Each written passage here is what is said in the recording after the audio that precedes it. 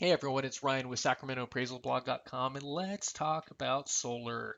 So, solar comes up almost every single week. I get phone calls from real estate agents, loan officers, sellers, sometimes buyers, and how do we value this? Are appraisers going to give any value, or an appraiser didn't give value, or the seller wants to, in many cases, price, whatever they paid for the system, they want to add that to the list price. Can we do that? And here's how I tend to navigate those conversations. Okay, this isn't the end all, conversation to fully answer this question about solar. If you want that, I mean, take a solar class for, the whole entire weekend. They have classes like that. All right. This is 5 to 10 minutes. This is a window.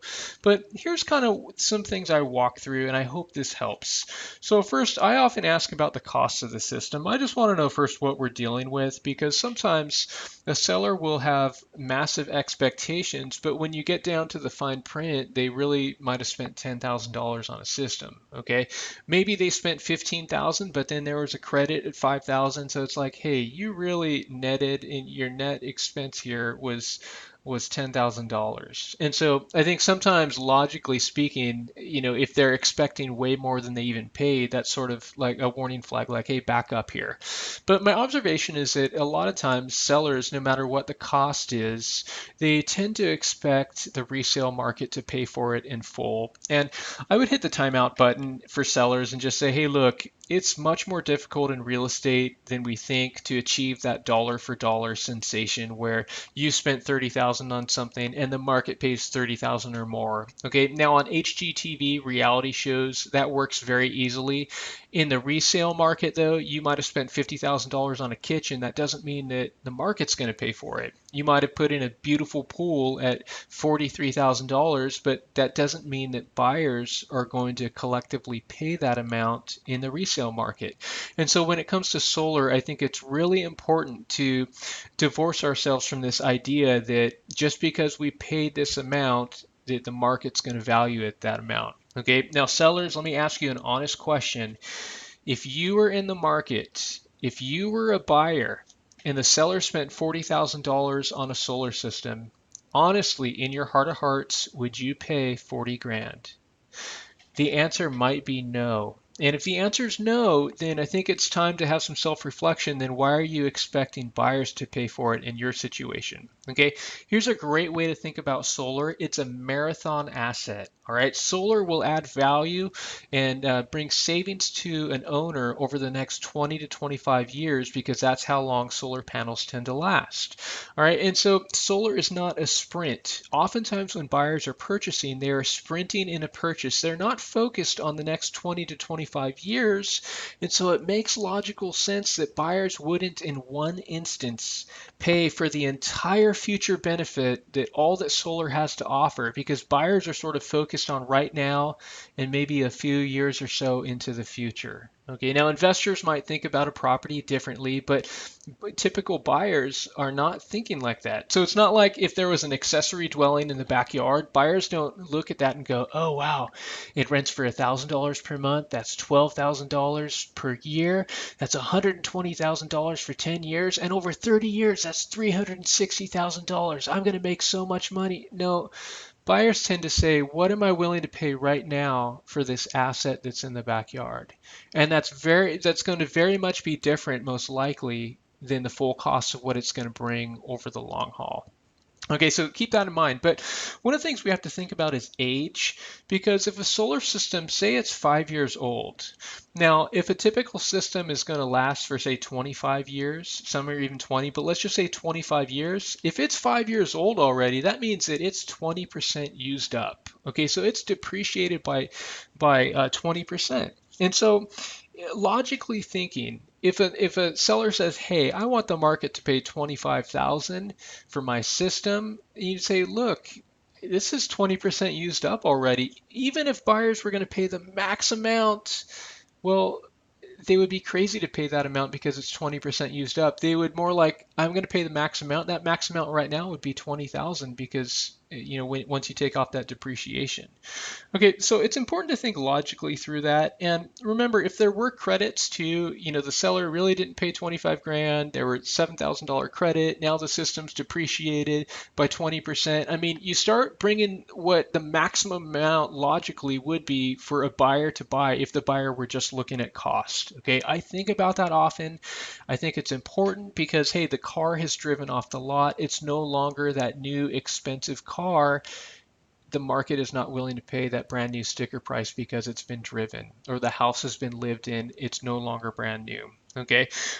We have to really consider savings though. This is huge because if buyers are going to pay for something, there has to be something in it for them. And sometimes, unfortunately, it's difficult to get information about solar. I will say sometimes, almost every time, I say, how much are you saving on average per month? And I find owners often aren't able to quote that, or I'll say, what size is your system? How many kilowatts of power do you have? And again, it's information that's difficult to come by, but if we're going to value something, we have to understand these things. So I'd highly recommend for real estate agents or loan officers, ask those things to sellers. Or if you're talking with appraisers, you have an information sheet, include that kind of stuff on an appraisal if you want an appraiser to consider it. Okay, but think about it this way. If someone said, yeah, I spent $30,000 on this system and I'm saving $75 per month.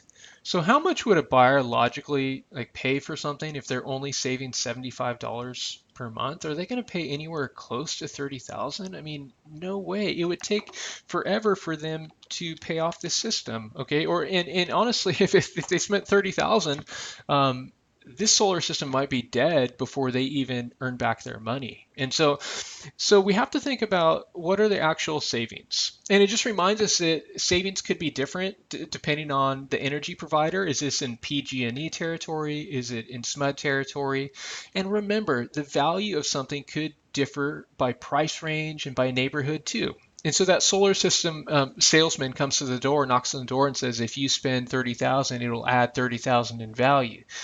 But unfortunately, I would ask, well, in which neighborhood, in which price range, in which energy provider's territory? It wouldn't make sense for that remodeled kitchen to bear the same amount in every single price range and market. And the same thing with solar. Is it worth the same thing in El Dorado Hills at 800,000 and the same system on a entry-level home in South Sacramento at 230,000? Probably not, right? And so, but we do have to consider the savings because if there are more significant savings, I think we would logically conclude that buyers are likely going to pay more for that. And so if someone has $200 a month savings on average, that starts to add up and $2,400 back in their pocket in 1 year. And so the question becomes, how do buyers behave in this market? What's a reasonable amount that they would pay as they look into the future? How many years would they pay for right now? Okay, some people might be like, oh, 10 years. And I'm like, gosh, that's great that there's $24,000 of savings, but are buyers really looking 10 years into the future? Is that sort of how buyers think in this market? And I know that sounds wishy-washy. I'll talk about comps in a second. I'm just talking about logically as we think through pricing. These are important issues to think about. Consider that buyers aren't in homes often, or owners are in homes for maybe 9 years at the most anyway. And so but say it's saving $5,000 $500 per month. That adds up, and that would be $6,000 per year. And so, if an appraiser comes in and then gives an adjustment for the solar system at $5,000, I think we step back and logically go, gosh, that sounds like that would be a killer deal because I would pay in a heartbeat for any asset. If it pays in 1 year, that would be amazing. And so that would be just like money in my pocket. So sometimes we just think logically and think, well, God, the savings are so huge. And we know that, the market's, it sounds like it would be willing to pay something here, but maybe not 10 years. And, 1 year sounds too slim. And, I think we come up with our rationale. Now, it's dangerous if we're just saying, well, there's a 5-year rule and the market will always pay 5 years into the future. Or I have a colleague who thinks like the market will pay 3 to 5 years worth of something. And I kind of like that thinking, but at the same time, would that work in every market and situation? No, of course not. Okay, so we're just thinking logically. At the end of the day, we need to find comps. Okay, we need something to hang our hat on if we're going to give an adjustment. All right. And we have to search far and wide. We might have to look in competitive neighborhoods. We might have to look through years of sales. And we need to find a few different data points if possible, then ask, what did otherwise similar homes sell for? Can we observe a difference between homes with solar and without solar? And sometimes in certain areas, we're blessed with a newly constructed community, and we see that, yeah, it looks like there's a really subtle difference. Like it's not that much. It's not what that solar salesman knocked on my door and told me. And so that's discouraging for the seller, but we remember the buyer isn't buying the marathon. The buyer is buying the sprint, and then they'll benefit over that for benefit with that for as long as they're in the house. Okay, so there's a reason why investors don't put solar on homes, because it's a marathon asset, and investors are trying to make as much money as possible in one instance. And so if they put solar on there, they're going to waste their money. I've never seen an investor do that unless they try to work like a PACE loan and try to get some other improvements funded because they didn't have the cash to make improvements. Okay, so but seriously, think about that. Investors are not doing this, and I think that's a clue into what I'm talking about here.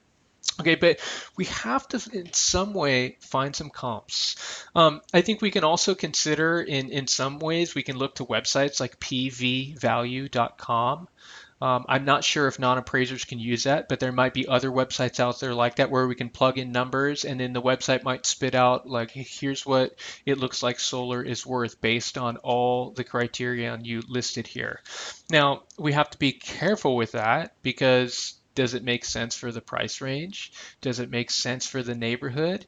And so anything that a website might spit out, or those national studies in Colorado and Berkeley that say, here's what each kilowatt of power is worth, like that stuff is valuable. Let's listen to it. But it's also dangerous if we just impose that on a property and say, well, here's what this study said in Berkeley, because what if that doesn't make sense for my market? So at the end of the day, we still have to think logically and go, does this adjustment make sense? Does it make reasonable sense when we're looking at comps and hopefully getting some data? Does this adjustment make sense when we're just considering the cost of the system, the age of it? Does it make sense when considering how much buyers or the owner is actually saving on a monthly basis? If I'm adjusting it 5,000 or 10,000 or whatever the number is, like, does that seem like something that buyers would be willing to pay based on data and based on just what we know about the neighborhood market? Okay, so I hope that was helpful. I realize I didn't answer anything very specifically, but this is how the conversations go when real estate agents call me and I say, well, there's a lot to it. Can you see why it's not an easy situation for appraisers to diagnose whether solar is worth something or not? There's a lot of factors to consider, and we have to ask these questions. And I think we have to have these logical conversations with sellers and buyers, and as we dig through the market too. So I hope that was helpful. Thanks so much for listening. If you liked it, give it a thumbs up. Let's comment below, though. Let's keep this conversation going. Thank you.